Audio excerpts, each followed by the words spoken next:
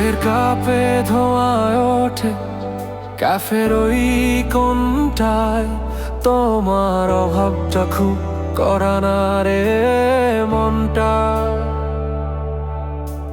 হেডফোনে পুরোনো গান আর জানলার ধারে আমি, তোমার এক চিমটি সময় আমার কাছে খুব দামি।